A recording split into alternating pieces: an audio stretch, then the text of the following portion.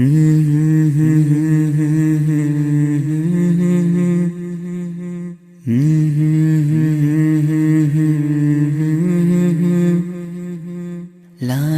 la la la la la la Kannari na. Good morning, my dear students. Welcome for to the online class. So today let we continue the lesson our constitution, the remaining information about the fundamental rights and the duties. My dear students, already you come to know how many fundamental rights are there because you have learned in the standard 6th. So in this year we are going to learn the fundamental rights information, how it is described in our constitution in a detail.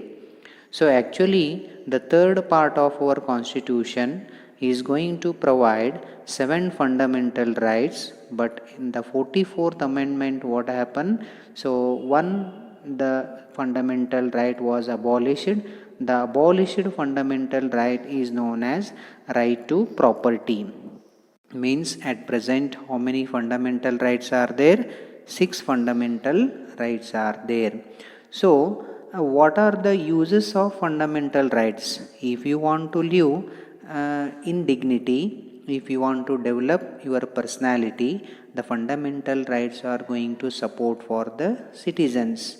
And not only that, it also make you to live in a society well civilized, because the fundamental rights make you to develop your the personality and to live in a society in a dignity. So it is very essential for the success of democracy, which are very essential fundamental rights.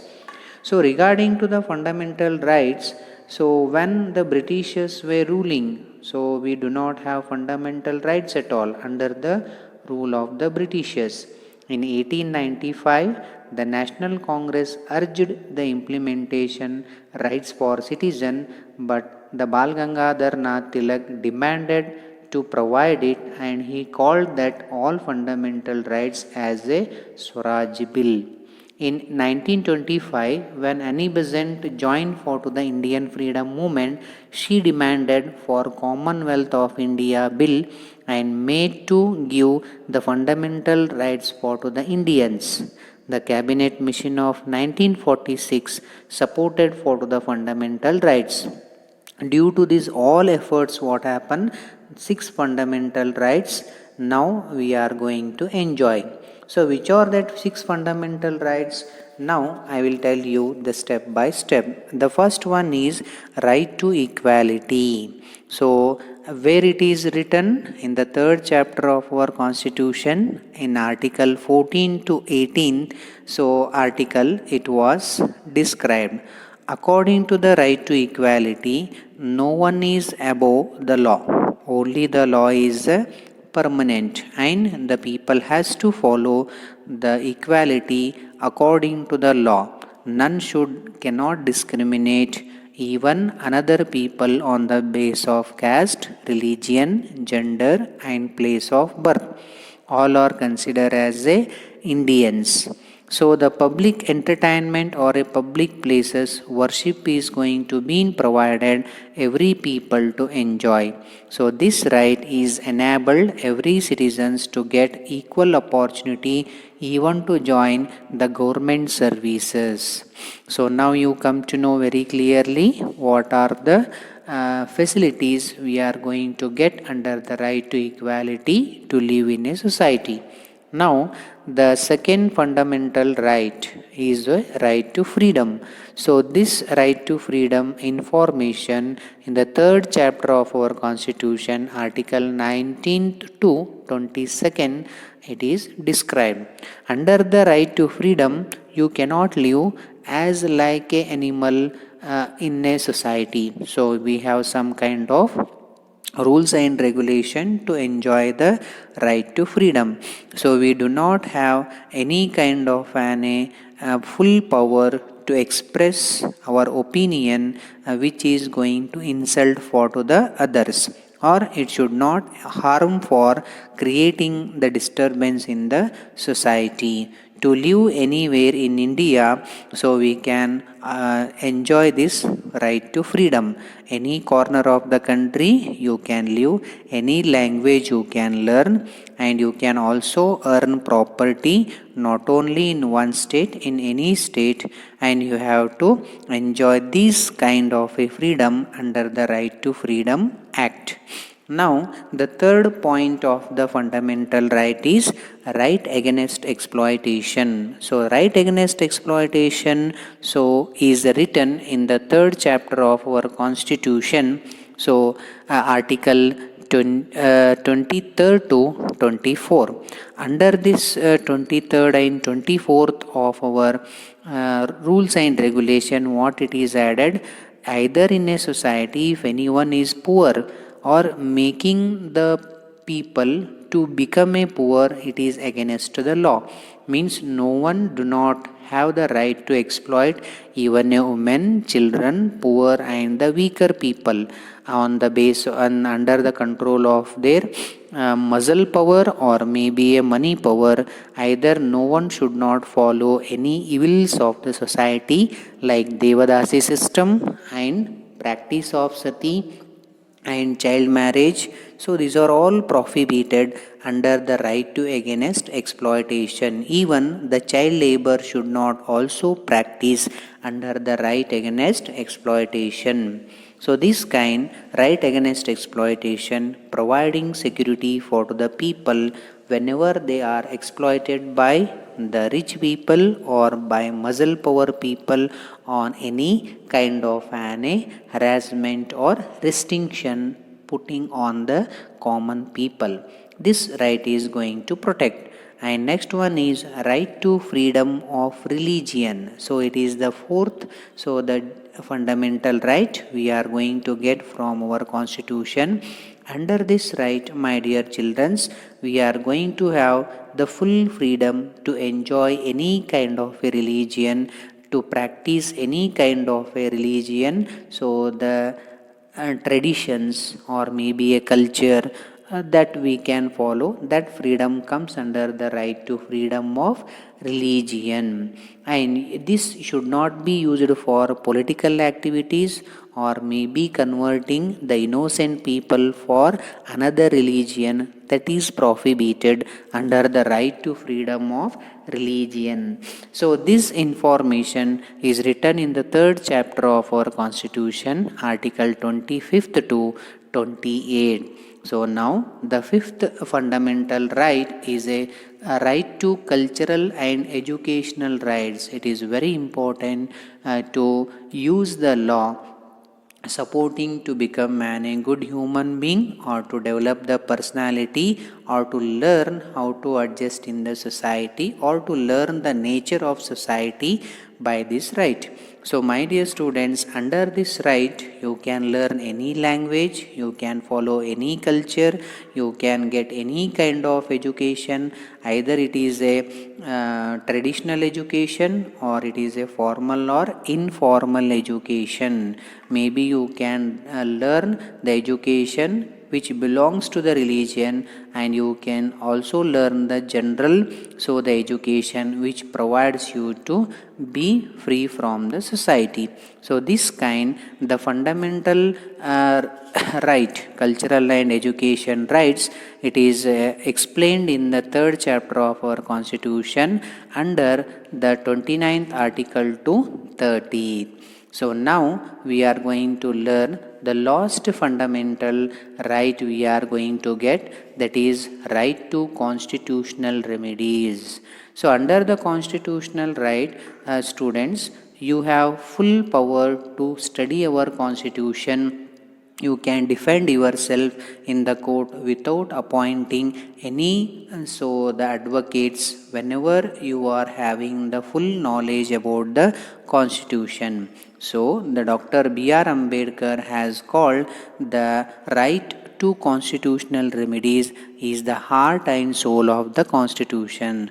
Whoever understood our constitution, they can follow all rules and regulation, they can protect themselves, they can develop the country, they can develop individual, so they can support for another people for to follow the rules and regulation of the constitution. So Dr. B.R. Ambedkar called the right to constitutional remedies as the heart and soul of the constitution.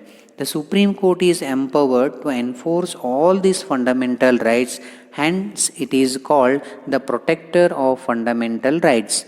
Even the High Courts have the power to pass the following writs under the Article 226. Under the right to constitutional remedies, there are five type of writs you can apply to the court, which are that the first one is the habeas corpus. So what under the habeas corpus, suppose if any person illegally complained by the another one institution or any person, if they complained to the court, to the police station, so the police has to surrender that person in front of the court within the time. It is called as a habeas corpus. So this is one type of a writ. An individual can also protect himself, suppose if he had not done any illegal activities. And the second one is mandamus. So under the mandamus, my dear students, either a legislature, executive or any other subordinate institution, suppose they have failed to work at that situation, so the High Court or maybe a Supreme Court can order them to follow the rules and regulation to the legislature, executive and another subordinate institution except the president, governor and individual. So under this what happens, sometime the court have the full authority to look after the administration of a nation without taking the help of president, governor and the private individual. So next is the prohibition. What is prohibition means? Under the prohibition, suppose if you have any case in the court, that case which is being settled by the subordinate courts, if it is not under their control, means the case which cannot come under the subordinate courts, if that court has taken the case and made judgment, so this will be cancelled by the higher courts like Supreme Court and the High Court.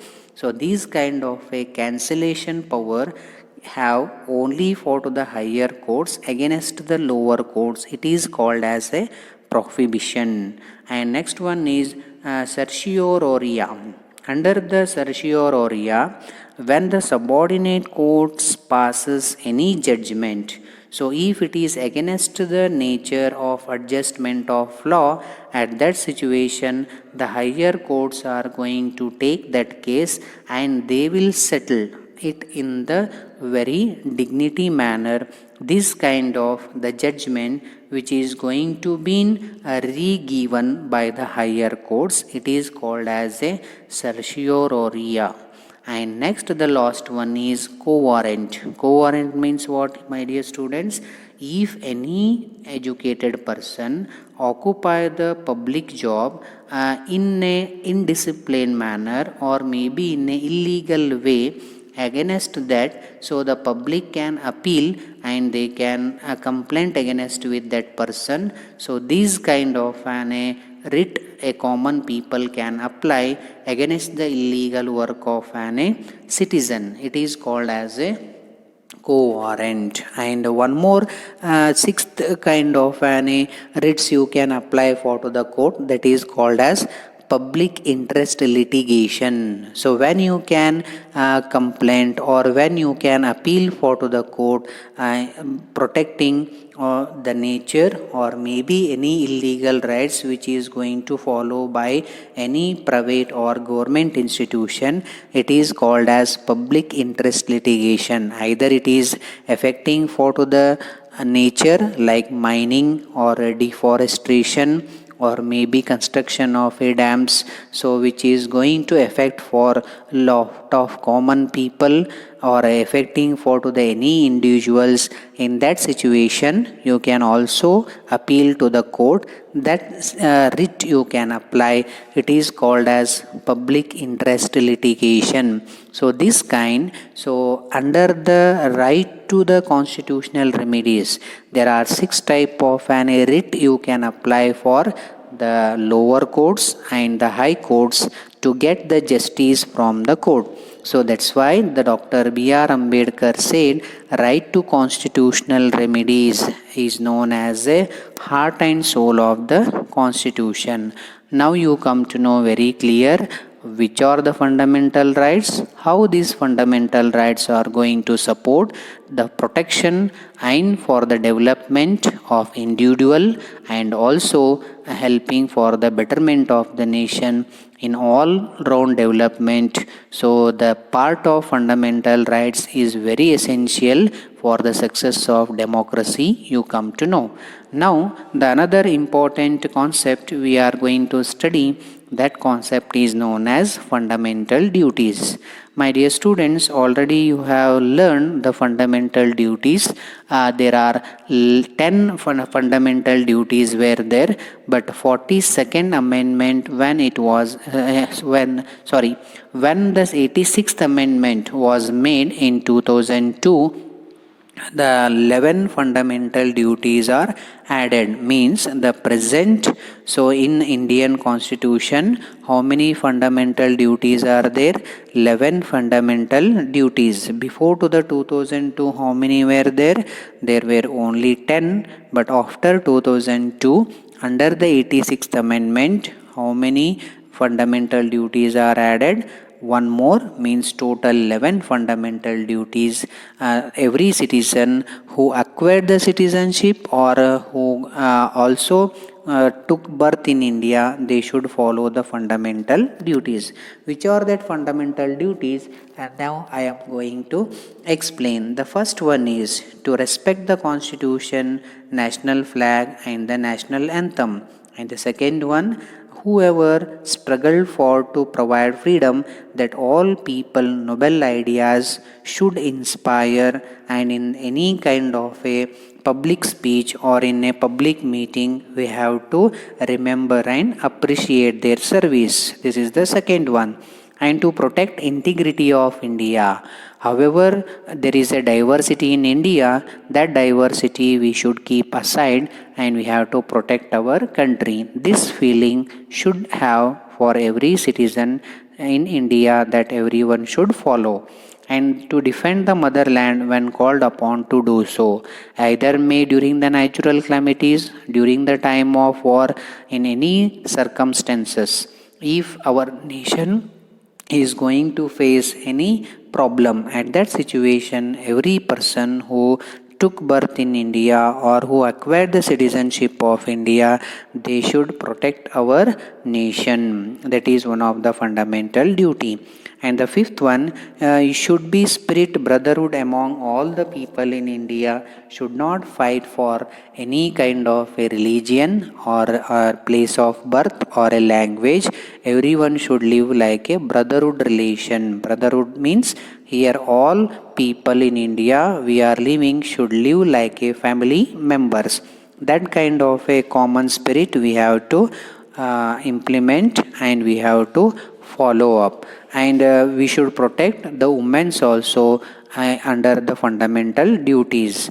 And to preserve our rich heritage. What is here the preserve our rich heritage means? We should not spoil the property of public or any individual which belongs to our country. We have to protect them. Either it is public property or any individual property, we should respect. Then it is going to support for to live in a peace.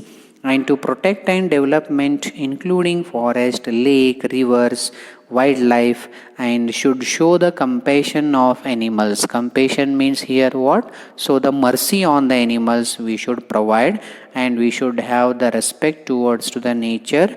That is one of the fundamental duty. to develop scientific temper and the spirit of inquiry. Suppose if anyone are going to do illegal, either they are going to practice superstition, they are going to exploit the society, it is harming for to the integrity of the nation. At that situation, the people who are well educated, who have a daring, they should make inquiry and should stop that kind of a improper or illegal system or unscientific methods should stop, and to safeguard the people and life of the citizens. That is one of the fundamental duties, to safeguard public property and to abstain from violence. You should not practice the violence.